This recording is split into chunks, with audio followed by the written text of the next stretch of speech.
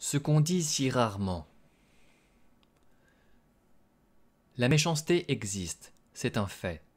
Oh, je ne parle pas de celle qui s'étale à la une des journaux et qui s'exprime chaque jour à travers 1000 actes de violence d'un bout à l'autre de la planète. Celle-là porte plutôt pour moi le nom de barbarie ou de monstruosité. Non, je parle de la petite méchanceté ordinaire, celle qui flotte banalement dans l'air du quotidien, celle qui peut atteindre n'importe qui. C'est celle des bavardages perfides, des regards en coin et des gestes blessants que nous sommes trop nombreux à être capables de décocher et d'entretenir dans le périmètre où nous vivons, où nous travaillons. Celle-là se comporte comme une sorte de virus contre lequel il n'existerait pas de vaccin. Le plus étonnant, c'est qu'on lui trouve toutes sortes d'excuses, du style « c'est humain »,« nul n'est parfait » ou encore « je suis dans mon droit ». Pour tout un chacun, il semble que sa présence et ses multiples visages aient pris l'allure d'une fatalité et qu'il soit normal de cohabiter avec elle sans s'en émouvoir, ainsi qu'on le fait avec la mauvaise herbe du jardin. Personnellement, je vous avoue que cette constatation ou cette attitude, face au mal pernicieux dont est atteint notre espèce, m'a toujours fait réagir. Je ne peux pas m'y faire.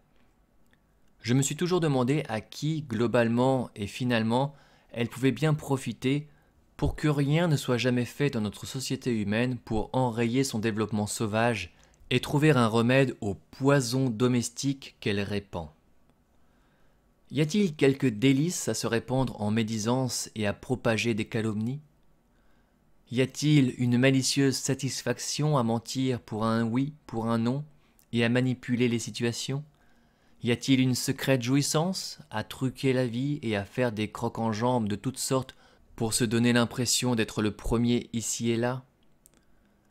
Je me demande si cette petite méchanceté ordinaire n'est pas le résultat d'une longue, très longue culture de société bien enracinée.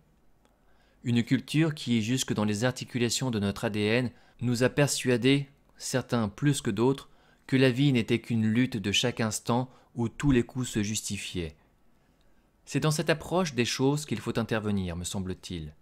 C'est là qu'il faut même réagir avec urgence, tandis que notre monde d'aujourd'hui s'asphyxie à force de coups fourrés et d'égoïsme. On parle de changement de conscience, de mutation majeure de notre espèce et de sa planète. On parle d'une nouvelle ère et d'une inévitable révolution des mentalités. Certains osent même parler d'un mouvement ascensionnel qui nous attendrait.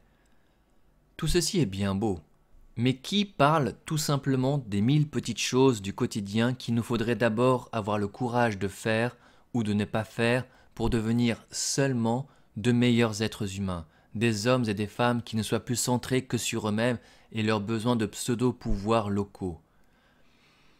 S'éloigner des mesquineries, des mensonges, des hypocrisies, des coups en douce, des tyrannies, bref, de la lancinante déclinaison des méchancetés, ne serait-ce pas la première des tâches auxquelles il nous faudrait nous atteler? Cette épuration de notre être intérieur et social est plus que jamais urgente en cette indéniable croisée des chemins à laquelle nous nous tenons aujourd'hui. Pourquoi donc la méchanceté? Pourquoi en arrive-t-on à jouer avec elle comme on jouerait au ping-pong? La vraie question est là. Peut-être faudrait-il tout simplement que nous admettions individuellement que nous nous sommes engouffrés dans une impasse collective, que nous avons suffisamment exploré celle-ci et qu'il serait temps d'apprendre à lire la vie différemment. Non pas avec nos règlements et nos décrets à nous, mais avec son vocabulaire à elle et ses lois d'équilibre. Difficile? Sans doute. Néanmoins, je suis convaincu que nous n'avons pas d'autre choix que celui-là. Créer un monde meilleur n'est pas seulement de la responsabilité des gouvernants que nous choisissons ou que nous acceptons passivement. C'est d'abord de la nôtre, en décidant de faire le ménage dans notre univers intérieur. Nous extraire de nos petitesses, laver nos âmes, leur rappeler leur destination originelle et la simplicité régénérante du vrai sourire. Voilà notre défi absolu. Ce n'est pas affaire de croyance, mais de bon sens. De mon côté, en ce tournant manifeste de notre évolution, je ne suis pas intéressé, contrairement à ce que certains pourraient croire, à prouver l'existence de l'âme, des mondes invisibles ou de Dieu. Mon engagement réel et autres. Je crois à l'expresse nécessité de nous désinfecter de l'intérieur. C'est pour cela que je travaille et m'exprime, car il est certain que le monde qui nous porte ne pourra jamais être que le reflet de celui que nous nourrissons au-dedans de notre cœur.